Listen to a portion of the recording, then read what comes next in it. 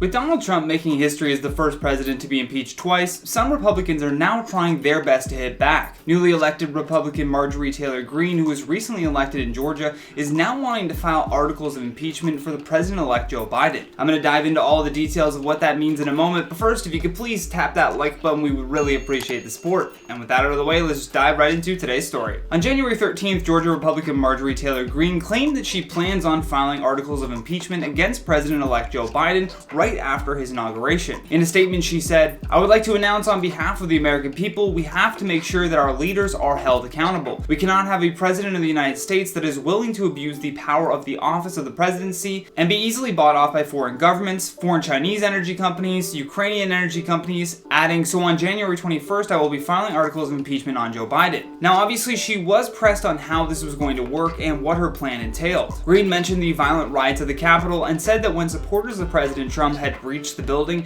they were doing so because a Joe Biden presidency frightens them. To quote Ms. Greene, she said, "I can't imagine people in this country being so fearful of a future of a Biden presidency that they may be willing to commit violence like they did at the Capitol." She then went on to say, "I do not condone that violence. The American people need hope. They need to know that there are Republicans in Congress that are willing to stand up and fight for them, regardless of being a minority, regardless of having all odds against us, against me." Now, while it is still unclear as to what the exact charges will be, Greene has said that she plans to use a few things against Biden in these impeachment articles. In a statement, she said, "Joe Biden is on record on the phone saying that he will withhold $1 billion of foreign aid if he didn't get his way with these deals with his son." Now, this has become a big thing that Republicans have been talking about for a while in the lead up to the election. However, a fact check done by USA Today stated that this claim was false and that instead the then vice president leveraged foreign aid to persuade Ukraine to oust its top prosecutor as part of an anti-corruption efforts endorsed by other international players that were unrelated to his son. Now, when Marjorie appeared on the National Report, she spoke about Trump's impeachment and once again took shots at Democrats, saying that they have no intention of creating unity, they have no intention of healing, and that they only have full-scale plans to make everyone lay down, sit down, and shut up, and just go along with whatever they want to do, which is censorship. And it sounds to me like Marjorie Taylor Greene may be watching a little too much Fox News, but with that though, I'd love to know what your thoughts are about Marjorie trying to impeach Joe Biden, and while you ponder that, let's check out some of your comments from the video titled "Kim Kardashian Humiliated by Jeffree Star Kanye West Rumors." Celeste Sherratt says, "I totally hate that I'm totally here for all this drama."